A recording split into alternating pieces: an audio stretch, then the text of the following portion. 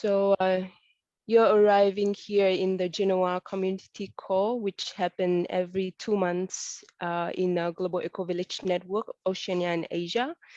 And in this community call, we invited our friends from TI Ecovillage, who actually won the Hilda Jackson Award in the Ecovillage network in 2020 to share about their solar solutions practices. And welcome to everyone who have just arrived. If you haven't, share your name and where you're from in the chat, please feel free to do so now.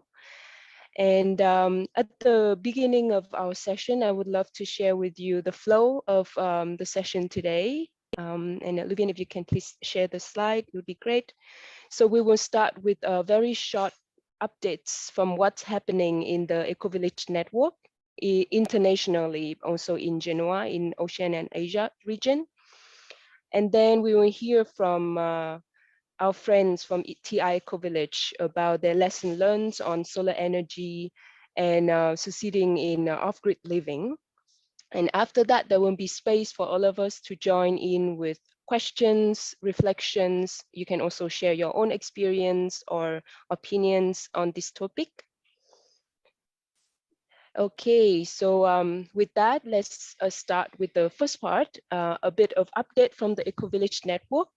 So for those of you who are new, we are the regional branch of the Global Ecovillage network, which are a network of communities around the world who are working actively towards regenerating the earth and the humans and all of beings on earth.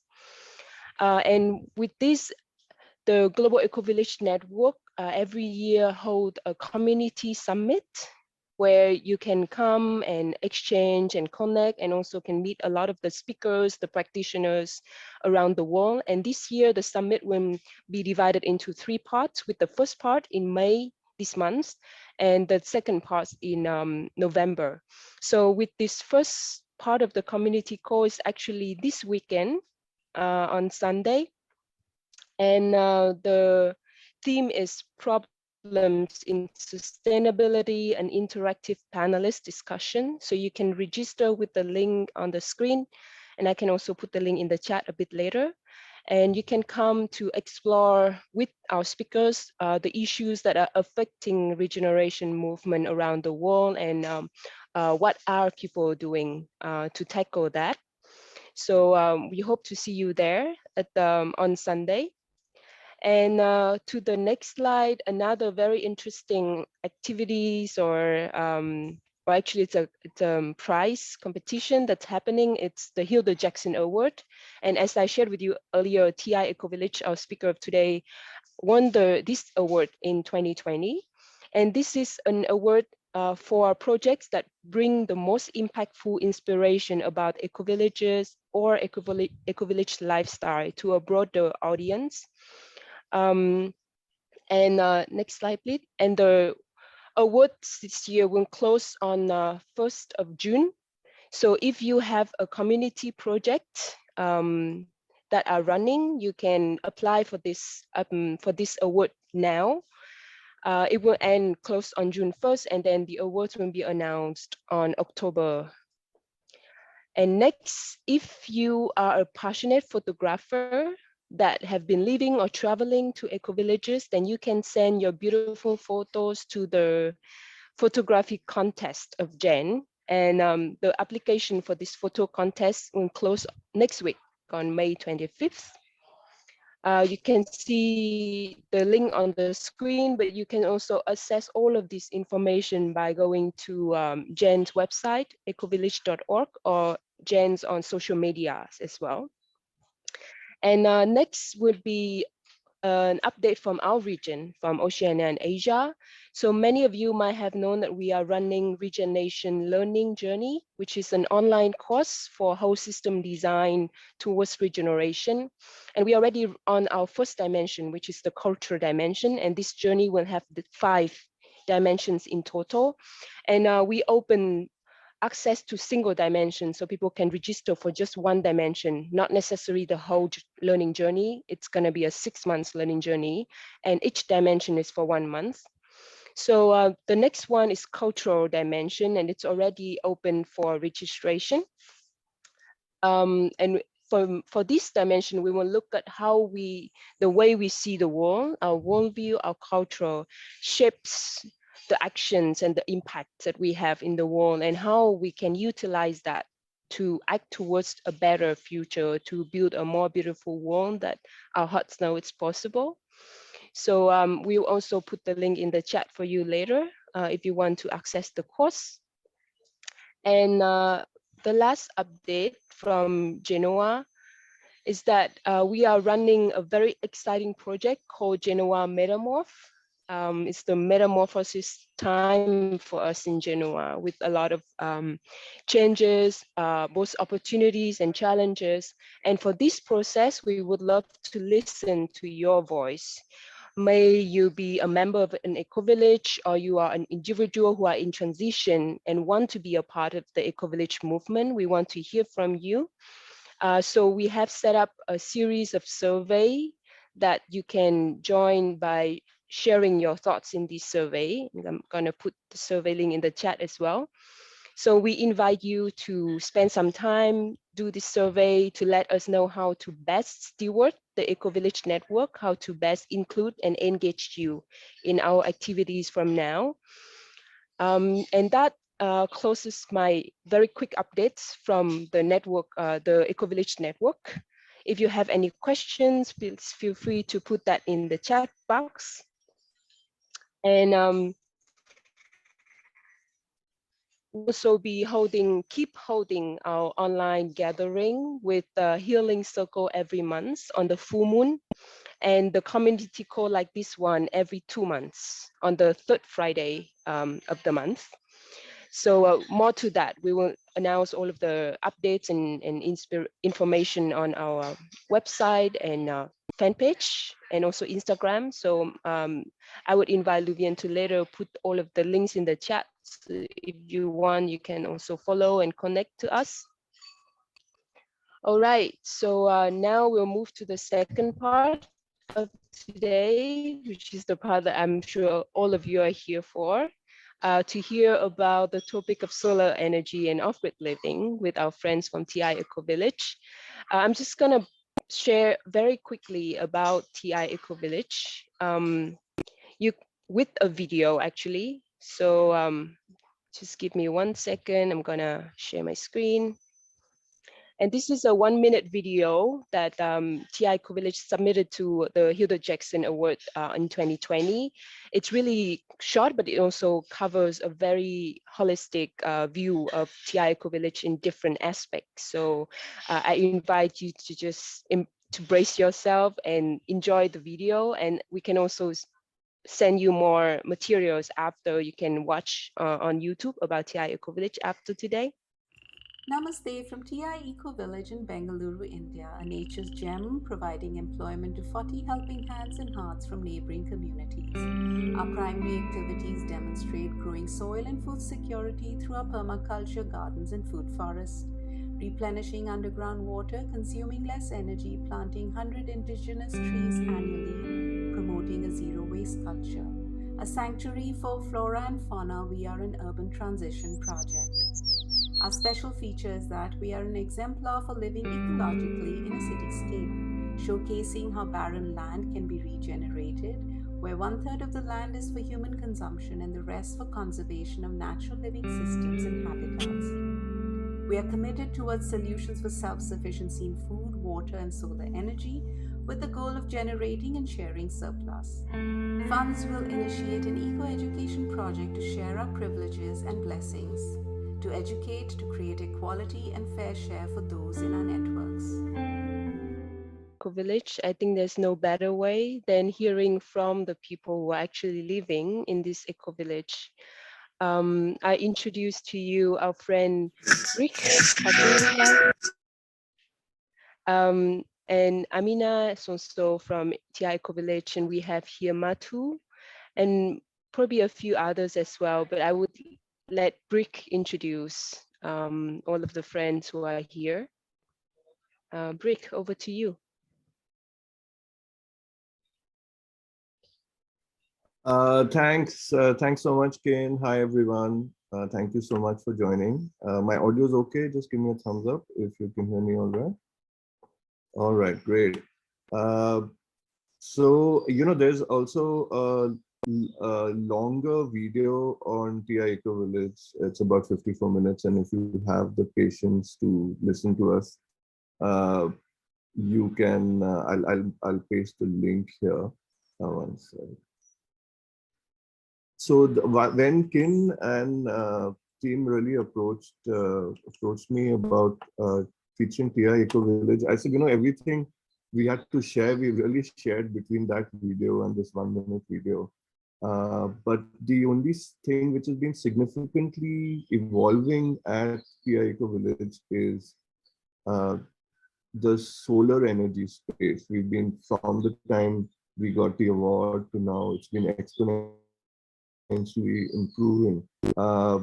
So I thought that's what we should present. In fact, by the way, credits to Madhu's wife, Farah. Madhu's also here, so I'm joined by Madhu, whose father actually inspired us to apply for the Ecovillage Network Award, and his wife gave us some of the initial clippings, which he was working on another project which were used in the Hilda Jackson Award. So it was like a it started almost like a weekend sort of experiment, and then of course we were quite motivated when we came in the top 10 in 2019, and we said, okay, let's give it another shot.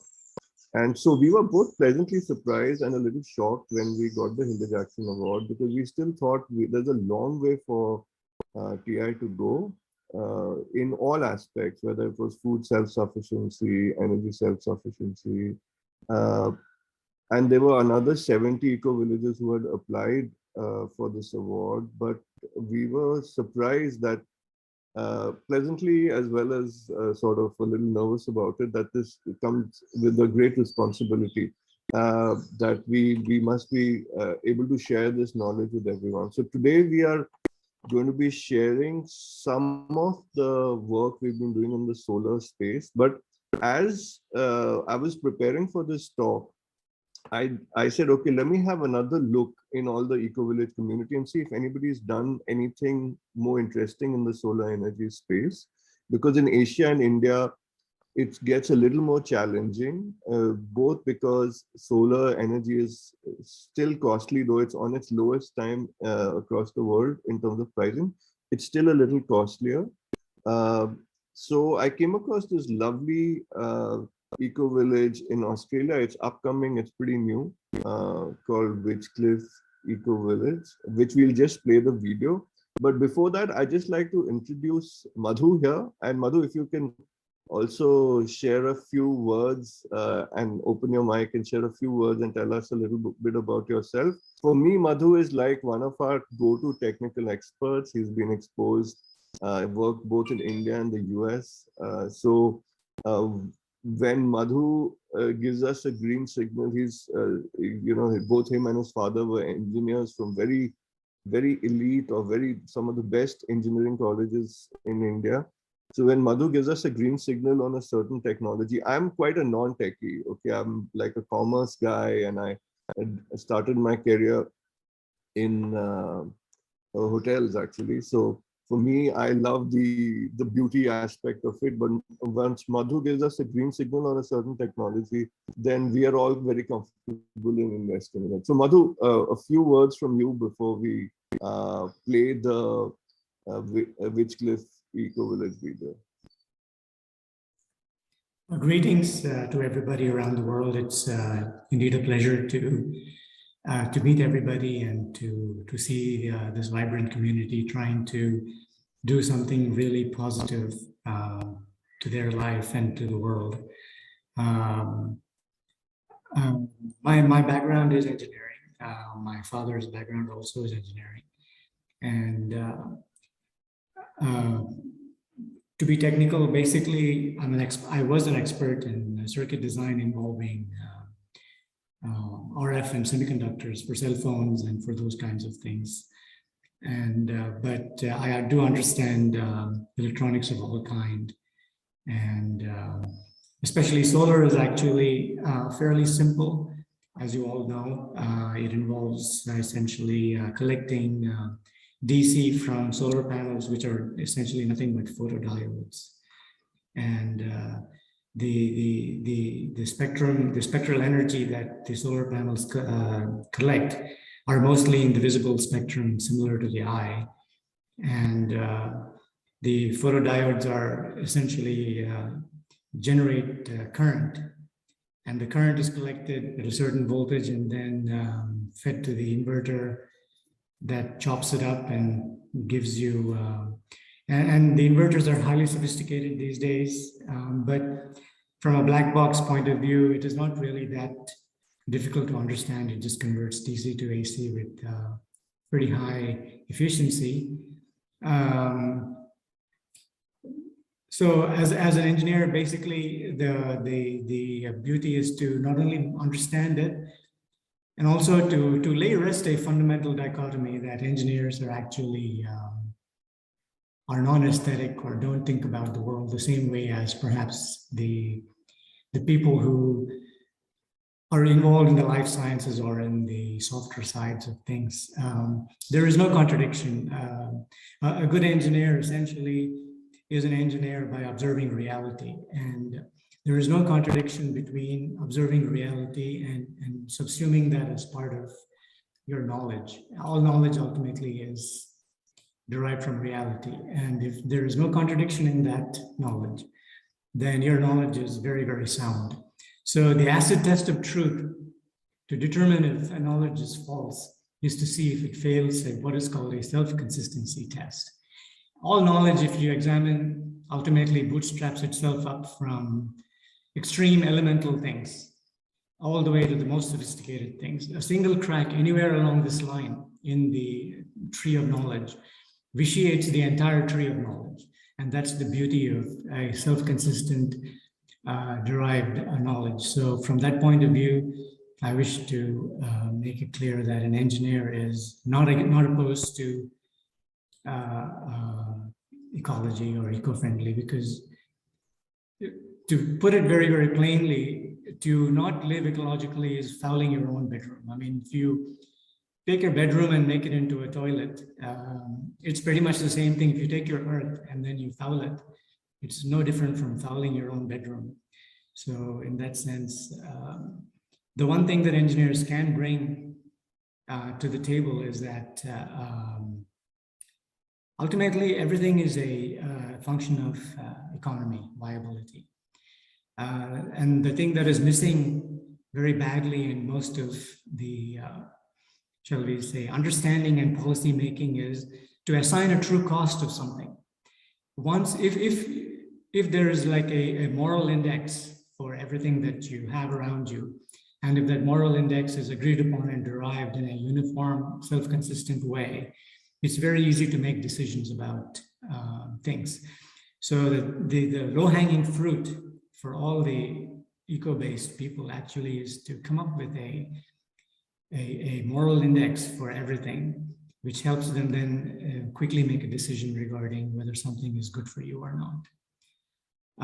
As far as specifics are concerned, solar energy, as I said, is fairly simple, but where it actually lacks right now in sophistication actually is in the usability. Right outside my window right now, for example, the sun is coming and going. So all of a sudden it can generate 3 kilowatts, and then a cloud passes by and then the power goes down to 1 kilowatt. And because it's been raining all night, my heater is on because the solar water is not generating enough hot water. So this heater consumes 2 kilowatts. So from being fed from the sun directly, it goes ultimately to the battery, and the battery is cycling. So you see here, the battery cycling, excessive battery cycling results in reducing the lifetime of the battery. So these are the places where a sophisticated app, for example, if I could somehow determine that a cloud was passing and then momentarily prevent the battery from discharging and let the grid supply power to the system, even just for a few minutes, that'll eliminate the cycling. So there is tremendous scope for what I would call as optimization of scenarios. similar to what an app could do for quite a few things. So there's tremendous innovation possibilities here. I use an inverter called, am I talking too much? Have I gone over my limit? No, you're fine. But we will be covering the inverter. Let me stop here. Let me bring me in when you need to, okay? Okay. All right. Thanks, Madhu. We're really looking forward to hearing you after we show the videos and the slide. And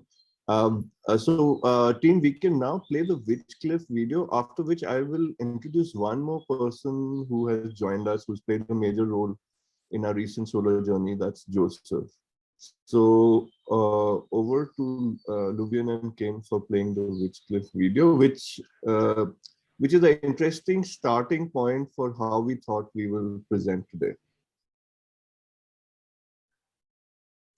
Yeah, thank you, Madhu, and thank you, Brick. I just want to say that I really enjoy what you just shared, Madhu. So I look forward to hear more from you in the later part of today. And I'm going to show now the videos from Witchcliff Ecovillage, like Brick said, an ecovillage from Australia. That's an aspiring one. So they are in the process of forming. Okay, so enjoy the video.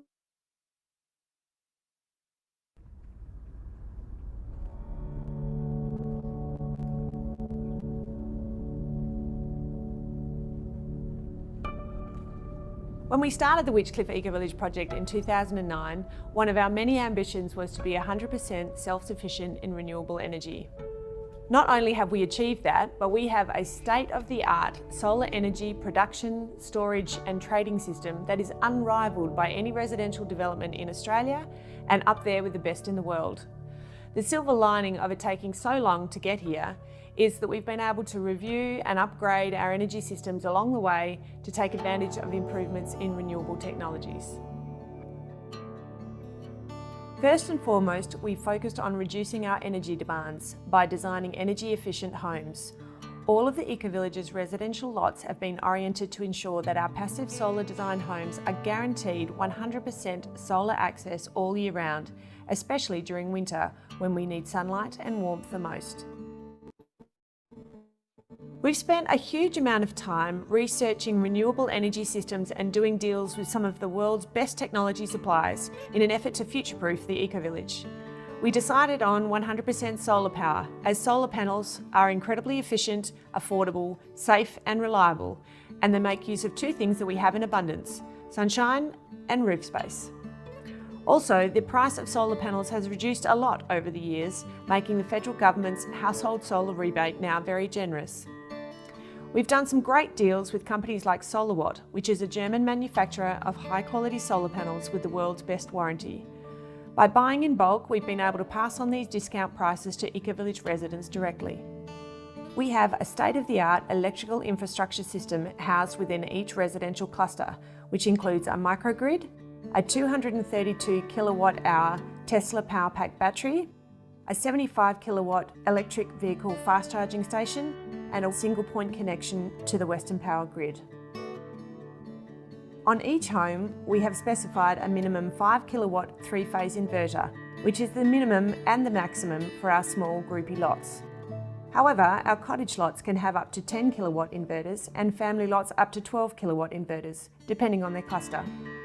This will enable residents to generate an immense amount of renewable energy sufficient to power both their home and an electric vehicle.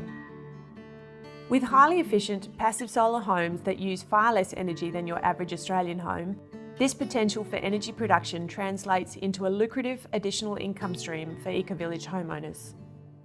A microgrid in each strata cluster connects the lots together to enable power sharing between households. They're also connected to a 232 kilowatt-hour Tesla power pack battery. We also have a 75 kilowatt electric vehicle fast charging station and a single point connection to the Western Power grid in each cluster. While we could easily have gone off-grid, we chose to connect to the Southwest Interconnected System to give us power during construction and to enable us to sell back our excess renewable energy, which will make the Western Power grid far more sustainable. As each strata cluster is large enough to be considered contestable, we have been able to negotiate great deals with alternative service providers to Synergy for metering, trading and retailing of our Ecovillage energy. Another important link in the Ecovillage energy system is electric vehicles, or EVs. They're the way of the future. All the world's car manufacturers know it, and their R&D is focused on rapidly bringing more EVs to the market with longer battery life, greater efficiency and cheaper prices. This is great news for Ecovillage residents, as we'll be ready to take advantage of the predicted surge in EV ownership. Charging stations located in every residential cluster pull in and fill up their EVs with renewable energy for the drive back to Perth. That money goes straight into the Strata's bank accounts to offset resident strata fees. Just one car filling up every day will wipe out annual strata fees for the entire cluster. Plus, they'll all be able to own EVs and charge them for free in their own garages. Over time, we anticipate this income will enable the community to fully depreciate the battery and electrical infrastructure.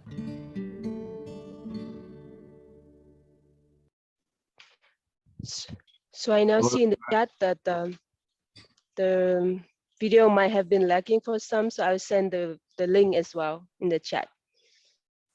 Great, thank you, Kim. So, you know, while we were preparing for this presentation, I thought they've done such a, Witchcliff has really put everything so nicely well together in this video. So we in fact reached out to them and we said it would be great if you can join us for this presentation. Unfortunately, Witchcliff is right now going through a round of COVID. So their Mike, who is their main spokesman on the solar energy, is down with it and they couldn't join us. But what we thought was we will use the way they have articulated, I guess, I mean, and you can give me a raise of hands here, but for any eco-village or any community trying to go solar, wouldn't what Witchcliff has done really be the ideal situation, right? Is there anybody who feels differently, or if everybody agrees, let me know.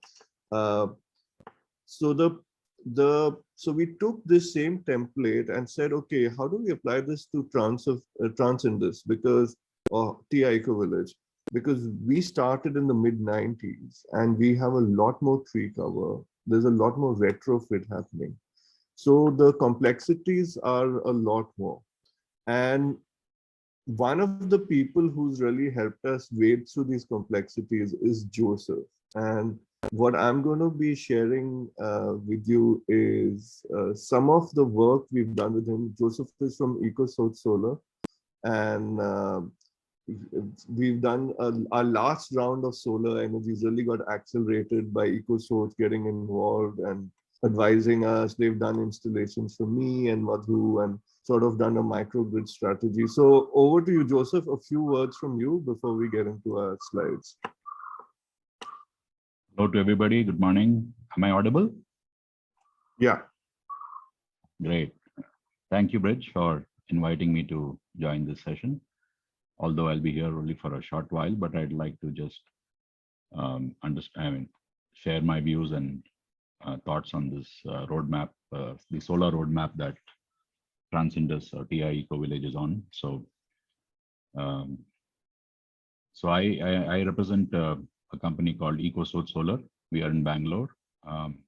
We design and build solar solutions for various applications across all sectors, especially residential sector. We try to deploy the latest available technologies which are in this field. So for TI Ecovillage, we have offered or deployed inverters of a brand called Studer, which is a Swiss technology. And we've also deployed latest lithium batteries for the storage banks, which are part of an off-grid system. Essentially, we try to use the grid wherever the grid is available, and we encourage usage of the grid for solar solutions normally. But for the TI Ecovillage residences, we suggested to deploy off-grid solutions because of the objective of going off grid, as well as very unreliable grid quality conditions that were prevalent in that community. So yes, it's been an interesting journey. We've had each house that we've deployed and installed solar power there is different, and the usage patterns are different. The roof areas are different. The tree cover is the tree coverage, and the shadow issues in each house is quite different. And so it was a really interesting exercise to optimize the roof areas and the available exposure to sunlight to maximize the usage of renewable energy for each house. So we have some systems there which are as small as maybe one inverter with 3 or 4 kilowatt of solar power, and as large as 3-phase systems with 10 kilowatt of solar power and 3 inverters and large battery banks. So there are a mix and a different variety of systems now that have been installed. So yes, and we are also hoping to expand the same strategy for other houses and transcenders and other eco villages that might be inspired by transcenders to adopt similar solutions. Thank you, Bridge. Over to you. Back to you. Great, thank you, Joseph, and I hope you can stay on for as long as you can. So, Luvian, if you could share the slides, I will do a quick walkthrough on how the transcender story is a little more complex and different, especially when you are starting late. Great. Is that full screen on your end? I can see a little bit of your, yeah, that's great. Okay. So, okay, folks, so thank you. So this is a picture actually of the solar installation at my house. And I gave Joseph quite a tough time in finding these bifacial panels because I thought they looked really good. Because I wanted like solar panels which I would be able to see every day. Usually they get hidden on the roof, right? I wanted to be able to see them every day and feel good about how this energy is magically coming into my house straight from the sun and from the air. So there's a whole adventure we had, which is another story for another time. But here's the thing. TI Ecovillage, we started in the mid-90s, and we had obviously an ambition being an eco-village to be self-sufficient. And in the mid-90s, solar energy was very expensive. So at that time, we had invested in a biomass gasifier, which would convert biomass into like, put it in a generator, which would generate power and all that. But that was a very complicated system and it really never got used. And at that time, the power grid around us was quite unreliable. Actually, it still is. So we had to, in fact, at that time, there were 2 diesel generators which were serving as backup. And then inverters came in.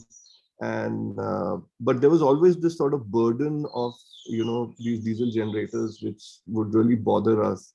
And as solar got more and more affordable, some of the early adopters took the plunge. So just to give you a view of what TI Village looks like, here's a Google map. On the next slide, Luvian. Here's a Google Earth or Google Maps satellite image of TI Ecovillage. So Luvian, if you can come to the next slide.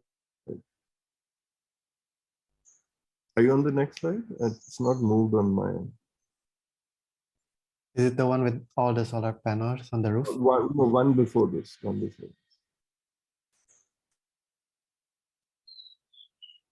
Can you go one before? Yeah, that's the one.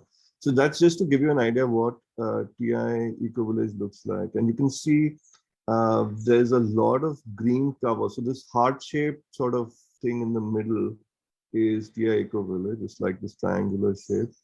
And you can see there's a lot of green cover. So over the years, a lot of trees have been grown, a lot of water conservation and restoration has been done. But that's also given us a lot of green cover, which is sometimes tricky for solar. So if you see the next slide, you'll see a closer look at some of the solar installations which we have. Yeah, so these are on our left. So I am calling this almost off-grid solar because I'll explain to you on the next slide what that means.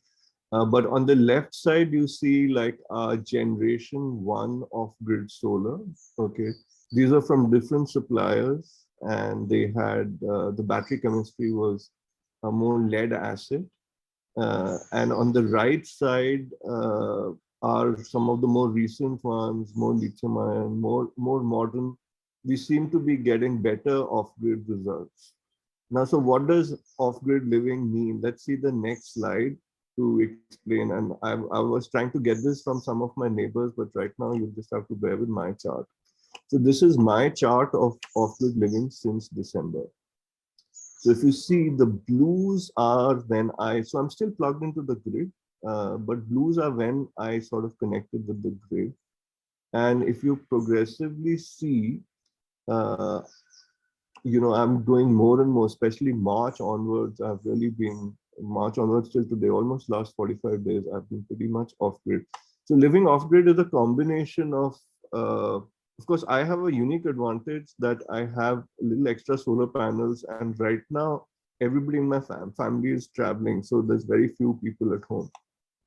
And so I've been managed. So it's a combination of how much power you're generating, how hungry your batteries are, as well as some of your habits. Okay, so for example, if you can like postpone a few things like clothes washing till when the sun is out, or if you're going to do induction range cooking, can you wait for the sun to come out, or plan ironing, for example, always do it when you're doing that. So if you can see, since December when my system went active to now, my habits have also contributed to some of this off-grid, because you get to know the system better and you can do that. So now two of our pioneers on the next slide, who a lot of credit goes to, are Lugin, you can come to the next slide. Yeah. So on the upper slide is Bhaskar in 2016. He was like the first house to really attempt to go solar off grid. And of course, he spent a lot on that system, and there were a lot of problems he had to face, because I think I wish he had joined us on this call, but to me, it looked like to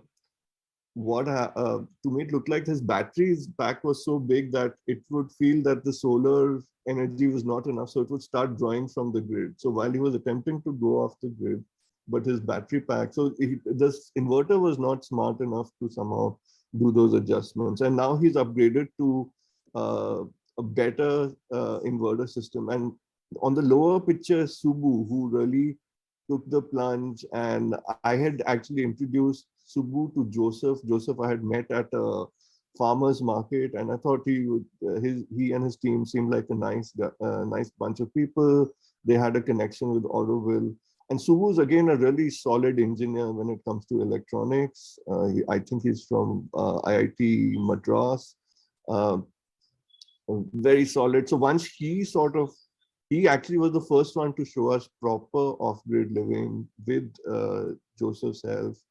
And of course, he's also a solar entrepreneur. So when he took the plunge and he got it right, that's when all of us at the TI Ecovillage started taking the plunge in this new age solar.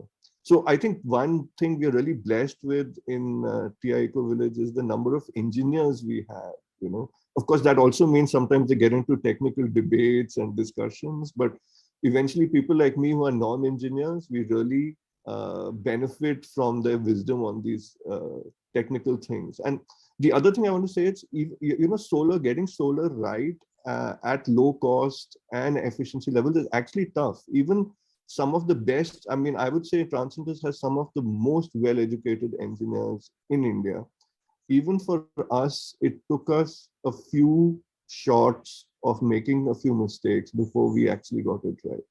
Okay, so that's where we thought we must share this wisdom we've learned, because I'm sure a lot of other eco villages are not exposed with so much engineering talent like we are. So moving on to the next slide. This is so the next slide will basically say this is how the solar journey started in most houses. Each and every house here had a passive solar water heater, and that's when we all felt how amazing these devices are. Okay, so even like back in the mid 2000s when I built this house, we'd installed this. It was quite amazing how hot the water could get even on cloudy days. And this sort of gradually built our confidence, but the electronic side of solar took a longer time to come. On the next slide, one sec, let me just see if I have anything else to say here. Yeah, so these are all oriented to the north, to the south actually. I think in Australia you were seeing it's oriented to the north, but in India it's oriented to the south. So we have to sort of manage tree cover. You can see that the tree sort of getting quite close to this. This is a picture of me when I was quite keen to use bamboo as my structure to house the solar panels, to put up the solar panels. I had got inspired by what I saw at the Green School in Bali, but my structure was too tall for it to be viable in bamboo. So that's why we ended up doing it in steel. But those of you who can do it, please look up how Green School has done it on bamboo. If you don't have such a big height, I had to do such a tall structure because we had to rise up the tree cover. So that's one complexity which can add to your cost. And I like what Witchcliff has done, is that they are doing all their solar right now. And I hope they can plant their trees and permaculture in a manner that they don't get into this shadow issue. Next slide.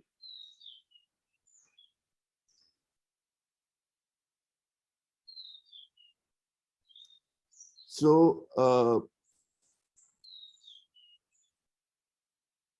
so this is another type of solar panel which people like Subbu, Madhu, and some others have installed, and you can see that the cell is actually cut. This sort of reduces, and both these cells are like individually connected. So even if you do have a shadow, it can sort of compensate better. Next slide. So one of the other solutions which we are exploring is wind power. And wind power has its own other issues like noise, or it can be bad for birds. So there is some entrepreneurs in Bangalore who come up with these, started fitting these old industrial turbo sort of fans, the exhausts actually, with wind, with a little dynamos which can generate. So we are beginning to explore that. And there's also some of us are also exploring. IIT Bombay has come up with this way of converting kitchen waste into methane. So because a lot of us still use LPG cylinders or LPG bottles which are supplied by the government. And this is one way, if we are not using induction, especially on cloudy days. Both these solutions are more for cloudy days, which we are beginning to explore. We've not yet taken the plunge.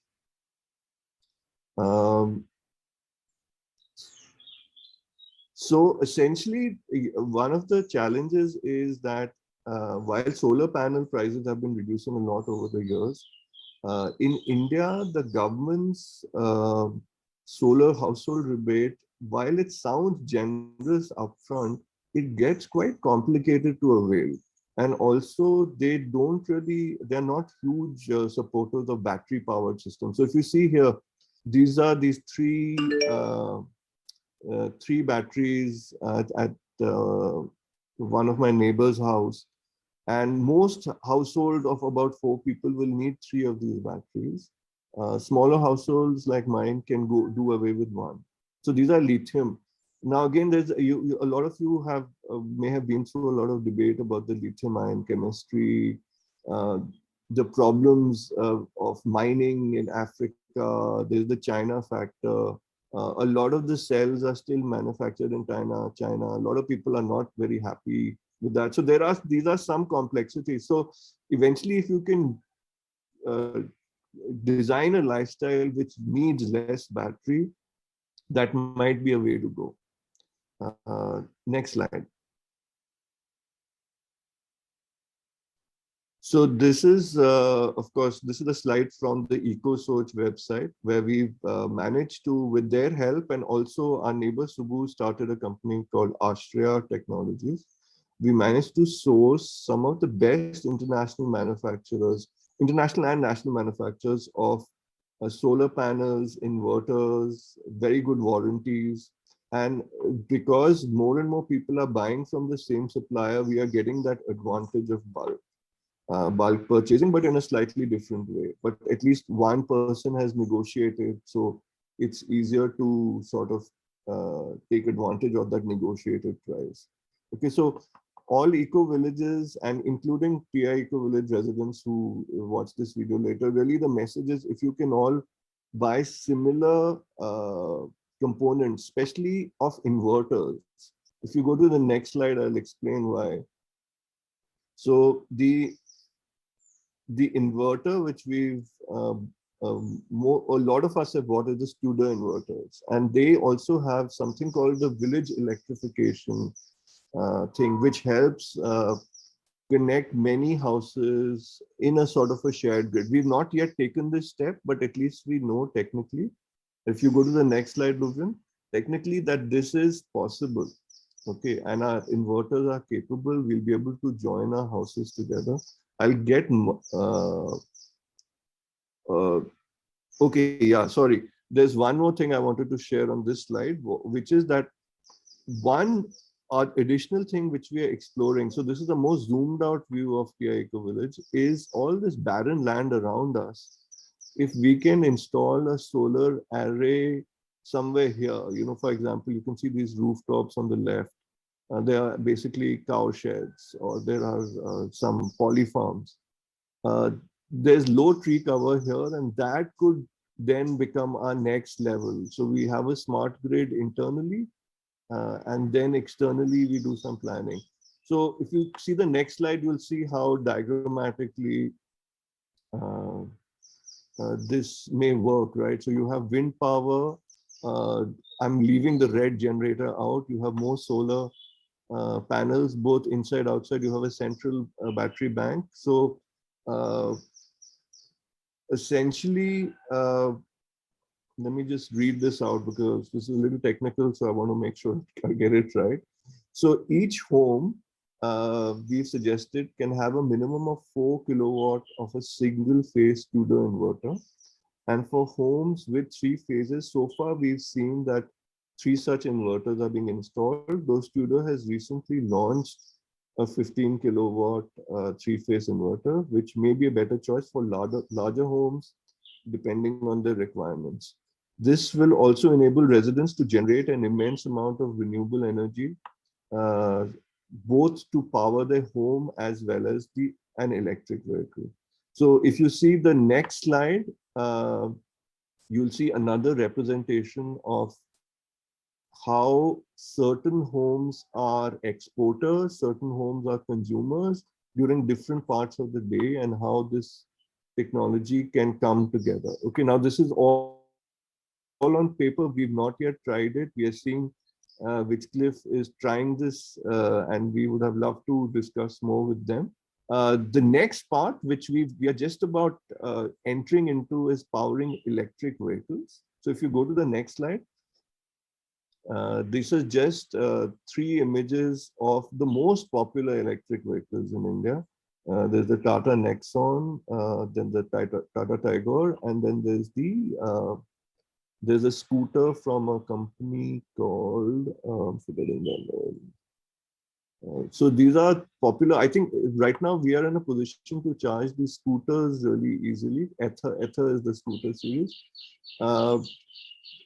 Both these cars, the Indian cars, they come up with like a 8.2 kilowatt slow charger, which means the car on the left could take 16 hours to charge. But you can make it about 6.5 hours if you were to have a 7.5 kilowatt or double powered charger as an option. And on the car on the right, takes lesser time. It has a smaller battery pack. It takes maybe 8 hours. Now with COVID, people like me are no longer using our cars other than on a weekend to just go out for a nice time.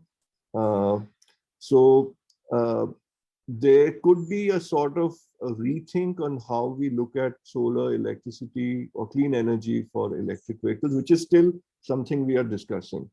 So with this, I'd like to just open up the discussion and the circle and invite Madhu and Joseph to share some additional comments, which I may have not covered properly or perhaps incorrectly, because I also get mixed up in some of the technical things. And folks, please feel free to, I can see a lot of questions have come in, please feel free to ask more questions, and we'll try to answer from our side as much as possible. So Madhu, over to you. And I'm just seeing if Joseph is still around. Hi, once again, please feel free to ask any questions regarding our actual usage and patterns and so on. 2 quick points I wanted to make is that for those of you who might not know this, India power generation, 70% of that is coal-based. This is very, very dirty coal-based thermal power generation. And whereas when I used to live in California, 70% of Californian power generation was renewables.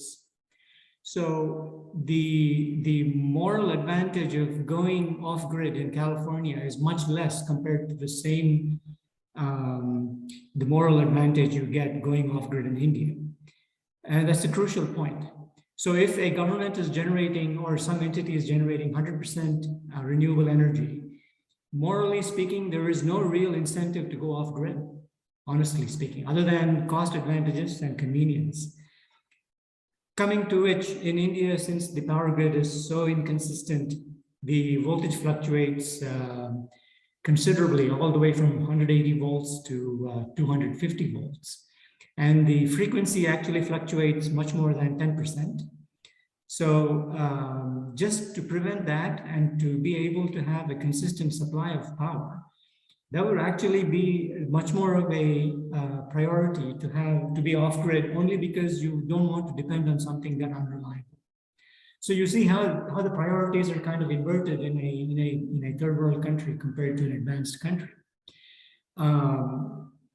Putting all of these things together and sizing your installation correctly, using it correctly, putting all your high demand appliances, running them on a schedule where the sun is at its peak. All of these things help load your inverters and your solar panels ideally. And then you store enough charge in your batteries for the nighttime. So by the time you get to the morning, your batteries are 20% of capacity and you can recharge your batteries to 100%.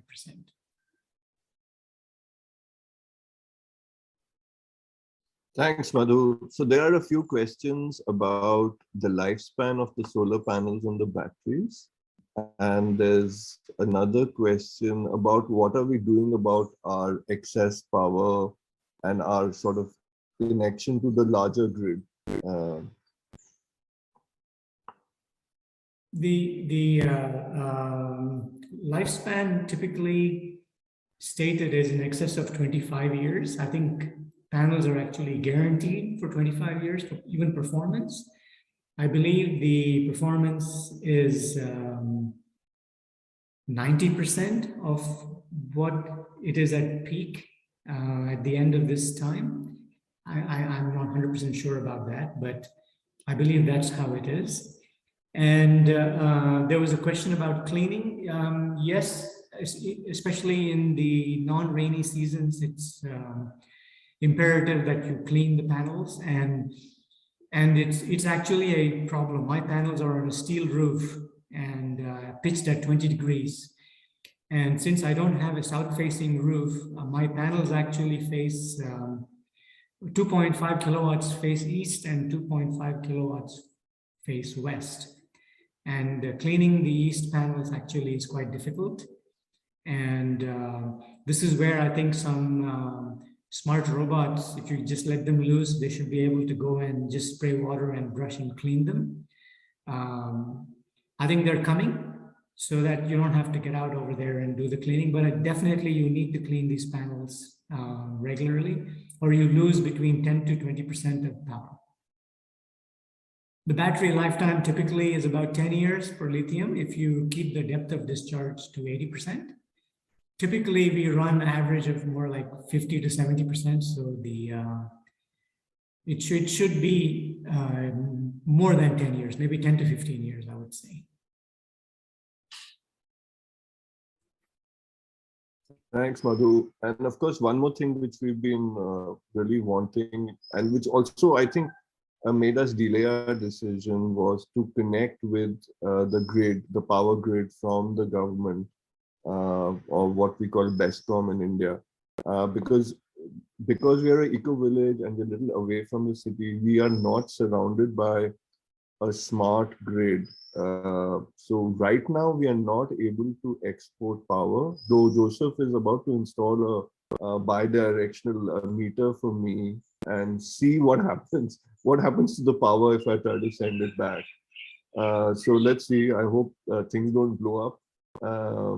So that is an experiment. We'll keep posted you. We've recently seen the grid around us getting smarter, and we're hoping that our eco-village will get connected to it, and that will actually bring down battery investments for everyone, and of course a more reliable grid. But Madhu, if you have some comments or thoughts on that, please do share. I'm not too well qualified on that point, since I size my installations enough so that I consume most of the energy, and for me, I consider it too much of a headache to worry about things outside of my control. So the first thing in a smart grid system in a village, you basically need to have, if you're not off grid, then you need to have two sets of wiring of the changeover switch. You need one set of wiring from the main grid, and then another secondary set of wiring for the distributed smart grid, which involves some cost. So, and the smart metering and so forth. I would say my own priority is basically to, as much as possible, be independent of pretty much everything, if I could, which is not practical. But given the geopolitical scenario of things becoming very unstable, I think it is smart for people to kind of plan on being as self-sufficient as possible for at least major things like power and internet and water, and if possible, even vegetables. In which case, you can fend off, pandemics. You can fend off even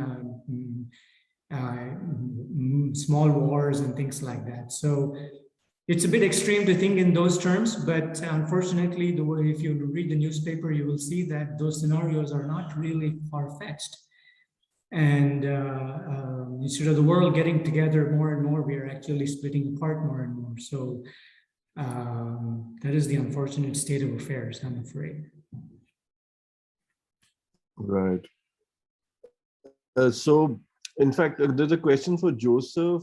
Joseph, if can EcoSoch help other villages remotely on solar infrastructure? And Joseph, if you can also comment on the microgrid possibility, which we were discussing even for places like Transcendus or generally eco-villages in general. Joseph said, yes, Bridge. okay, I'm here. Yeah. So the first question, the microgrid is a very interesting solution. It might be relevant if especially when the grid quality is not very adequate and the number of people who want to go off grid is significant in a community, it makes sense probably to share some of the extra solar that is potentially produced due to varying seasons of climate. Because one of the aspects of an off-grid system is that when you design an off-grid system, it's difficult to optimize the cost versus capacity. I mean, if you design a system which is for a bad weather, I mean, if you want solar power to be produced even in a cloudy day or a rainy day or consecutive, say 3 consecutive rainy days like we've been having in Bangalore now for the last 3 days or 3 or 4 days. So when you design a system for a bad or for a cloudy day, or you end up in over designing the system, and the cost also of course increases. And then on a sunny day, you end up in having a lot of extra solar potentially that can be produced, because you're not going to be able to store them or use it in your house on a sunny day. So it might make the economics of at a macro level for all houses to look at sharing some of this extra solar and create a reservoir of another centralized battery bank, which might help in which can be used in turn for other common amenities within a community. For example, in TI you have street lighting and water pumps and some of the other consumption in TI, which is currently maybe running off on the grid.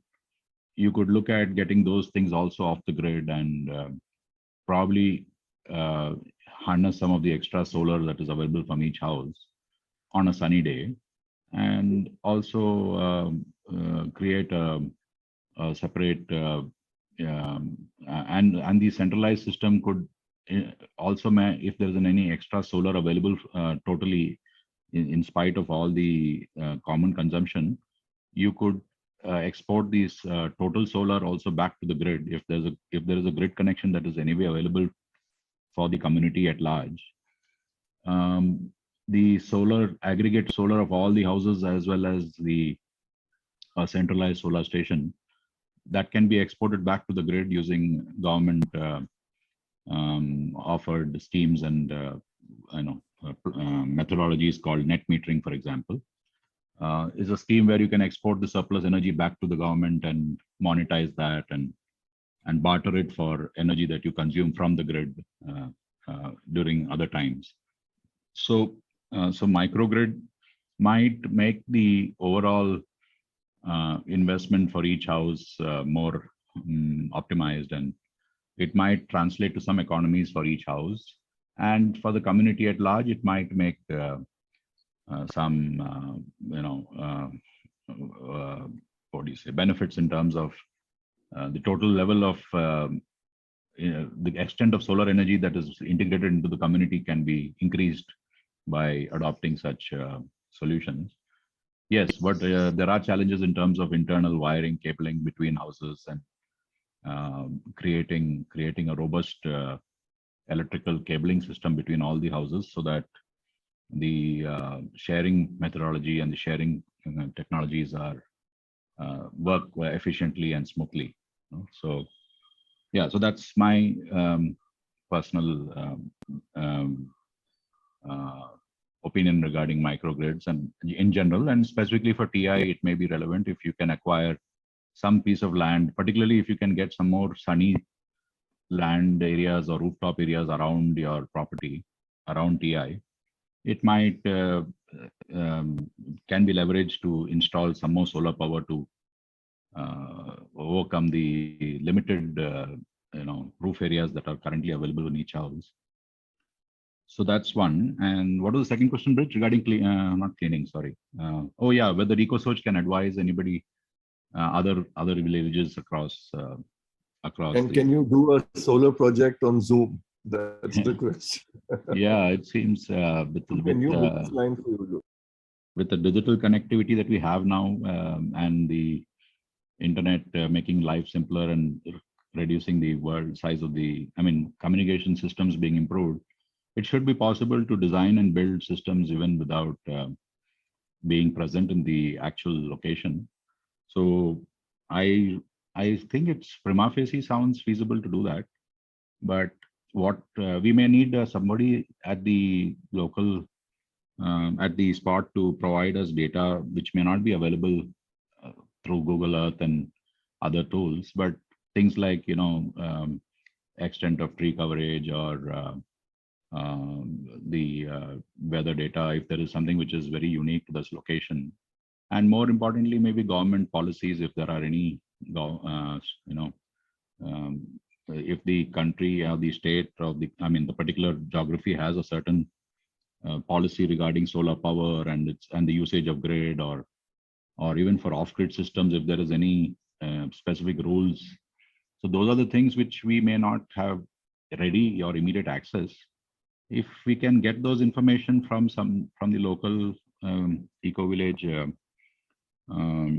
community people, we can certainly design and build and offer services of that kind. It may not be practical for us to maybe send people from here to install. We may be able to find somebody local to train and develop there and get the installation done at a more economical way. But yes, in principle, it seems it should be possible to help and share such experiences and designs that we can do from here. Great. Yeah. So thanks for that. And yeah, I was just going through the chat and seeing Celine and Madhu interacting on cloud cover areas. So I think what I'm super impressed with, this is my first rainy season with full solar, is that last 5 days it's been raining or been super cloudy, and I still managed to stay off the grid with a little bit of habit change. Okay. So I was using lesser electrical appliances, but it becomes fun. So even while these beautiful cloud sensors are coming up, we can just sort of look around and see, okay, today seems like a good weather to do the laundry or do the ironing or to bake something in the oven because it's sunny or it's not sunny, whatever. So that's the fun part. So it's a little bit gamified. I'm always, about 3-4 times a day, I'm looking at this. I'll share this with all of you on camera. I'm looking at this app to see how are things solar wise. Is my battery full? Can I go and have a little fun with some baking today? Yeah, it looks like maybe I can bake today. So it's quite fun, and you can plan family activities also around this sort of new solar energy, so that you don't you don't invest too much. You can go a little lighter on batteries if you're concerned about that, because they are the expensive one. But it's important to invest well in a good inverter. I think one of the mistakes which a lot of people in Transcendus made was they didn't take the inverter part seriously. And frankly, I also didn't think about how serious it is. But now I realize that that's a really important component. So with that, can I just ask you to share the app again, because you have a blur in your screen, so it was not clear. Okay. Maybe you can unblur. Oh, okay, let me try that. So this, of course, this app comes with the surrounding. Inverter. Is this better now? I've removed the blur. Yes, it's way much better. And it's an app that you got from your provider, or is it for everyone to download? No, it comes with your inverter, and basically, let me see. So if you can see how much solar power I'm generating and how much the house is consuming and how full is your battery. So my battery is once it's 52, it'll be really full, and so after that I can really go ahead and do some baking or do some ironing because I've got my battery tank filled up for the day. So I keep watching this, and you can plan activities for the day accordingly. So it's good fun, actually. I mean, I'm quite enjoying it. I'm sure Madhu is like, Madhu, you must be like, Braj, this is a really irritating thing you're doing. You'd rather get some sensors. But yeah, I mean, I think for me, it's the newness. So it's a bit of a novelty factor right now. So back to Madhu and Joseph and Kin for wrapping up things if you'd like to. Yeah, and I just want to draw maybe Joseph attention to the chat where Sarah is asking if you can share your contact. They would love to reach out to ask more because Gaia Shram is another eco-village in Thailand. They has been also looking around for contacts to install solar energy. And there's also a comment in the chat from Amina. Maybe Amina, would you like to just open your mic and share it? Yeah, sure, Kin.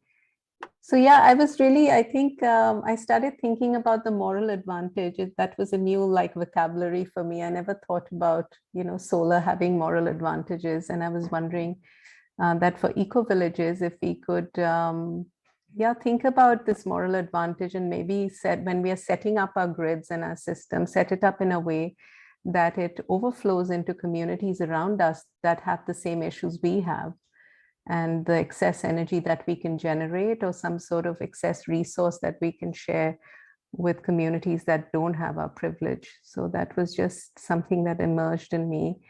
And just wondering if that's crossed Madhu's mind or TI's mind about, the social moral advantage of being able to share energy, which is actually free and unconditional.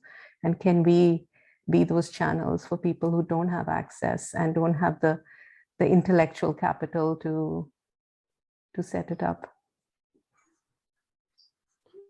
Yeah, I mean, that's part of the reason where I thought we must share at least the knowledge about how solar energy, how to get it right, especially in these complex Indian conditions. And so that's our first step. And we are still, actually, we have to still take the plunge on the grid sharing bit or the mini grid sharing bit. Madhu, your comments? No, I think that's a great idea. The idea that I think it's in a country like India where the wherewithal of dealing with the government and trying to monetize, it is honestly at the level of wealth that the individuals have in this community. Monetizing solar power should not be on the top of their priority. I think what Amina says is actually helping out the neighboring poor villages with, let's say, lights. If there's a storm, many times the power goes out for hours and hours and hours. And I wonder if there are children who are trying to read and who don't have, maybe they're reading by the LED light or something like that. So I don't exactly right away know how to implement a scheme that is equitable and easy to do, but it is something that I have not thought of, and I have to compliment Amina on bringing up the idea. I shall definitely give some thought to it. Thank you so much.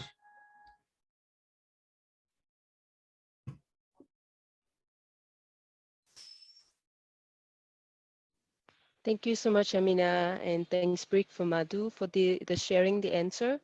I would like to, we're also going toward the end of our session today. I would like to just invite any final questions or sharing from our participants. You can do that by raising your hands, or you can also put your question or sharing in the chat. Maybe the last one before we close. And I also would like to read out the link and the contact that Brick put in the chat for those who watch the recording later. So you can contact TI Ecovillage at tiecovillage@gmail.com. And there's also the website of from EcoSoc, ECOSOCH.com. You can also find TI Ecovillage on the database of Ecovillage network on ecovillage.org as well. And we'll be sharing all of that in our follow-up email. And thank you, Joseph, for also just sharing your email, joseph@ecosoc.com. And Sarah just put in the chat an interesting and a big question of how did people come together and build TI Ecovillage. Brick, do you want to reply to that? Okay, so actually, we have to thank a guy called Hari who started a company called Bioconservation India Limited and attempted this eco-village. So he's, in fact, the video I had shared earlier, the 54-minute video, he pops in there for a bit. And he started it. And then, of course, I think it was quite complicated for him to make it commercially viable. But we are still grateful that, you know, TI exists and we managed to make it reach a certain level. So it is complicated to get an eco-village right. So I think we have to thank him for getting us all together. And more on that 54-minute video if you Google it.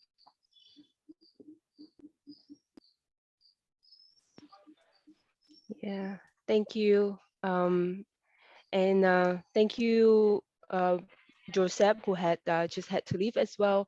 And thanks, Preek and Madhu, so much for your sharing, sharing really from your experience and your research, your contact with solar energy today. I think a lot of the sharing was so practical that we wouldn't find anywhere else if we look for information about just solar energy off with living. I would like to also invite everyone in the Zoom room now to just join us in a checkout activity where we invite you to share in the chat your reflection of the session today, and maybe you can also share do you have like a solar dream, you know, like if you can install solar energy for your community or for your home, how would it be? What's your dream for it? It also doesn't have to be solar energy. It can be any other types of renewable energy as well. So we invite you to think about that for 1 minute, and you can put that in the chat together with your farewell, your gratitude to our speakers, our friends from TI Ecovillage today. And let's just, give everyone a minute or so to do that. You can also just unmute yourself and say, if you don't want to type in the chat as well. And while everyone is sharing, I also want to say deep gratitude from me myself, because I'm also involved in a community project here in Vietnam that is at the very beginning. And we do want to install solar energy for our land. And I think hearing from you and all of the challenges that you have with like making sure that it's not overshadowed by trees and having the right directions and how to clean the solar panels, it makes me realize that if we have the intention at the beginning that we're gonna have solar energy, then we can put that into our design to make sure that we give the best condition to apply a solar system, right? So I think it seems really important for me now as we are just starting on our journey with the team, with the community project. And we're also starting to see some comments in the chat. I invite Brick and Madhu to read it. Ashley also share her appreciation to you.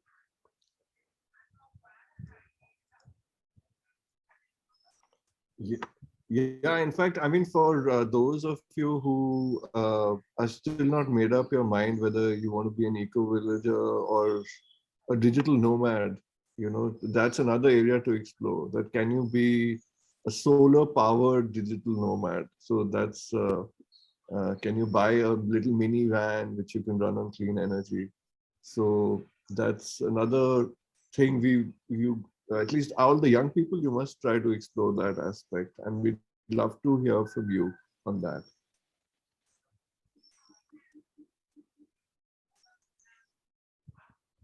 Yeah, thank you. Thanks everyone for putting your sharing and your appreciation in the chat as well. And with this, I would love to bring our session to a close. We will come back in May with another community call, but we will also send more with TI Ecovillage, and we are wanting to have another call between TI Ecovillage, Witchcliff Ecovillage, which is the one with the video you've seen at the beginning, to explore a little bit more of like cross-pollination experience sharing between ecovillages around this topic. And if something come up from these endeavors, we will share with you soon. All right, so thank you so much, Brick. Thank you so much, Madhu. And thanks to Joseph, who was here before. Thank you, Amina. And thanks to Luvian, who have been our tech support. Thanks everyone for being here today. Please feel free to now unmute and say goodbye. And we'll see you in another occasion soon. Thank you for your time. Thanks, guys. Thank you, Thank you, everyone. Kim. Thank you. Thank you, everyone. Thank Thanks, you. everyone. Let's stay in touch in our solar journey.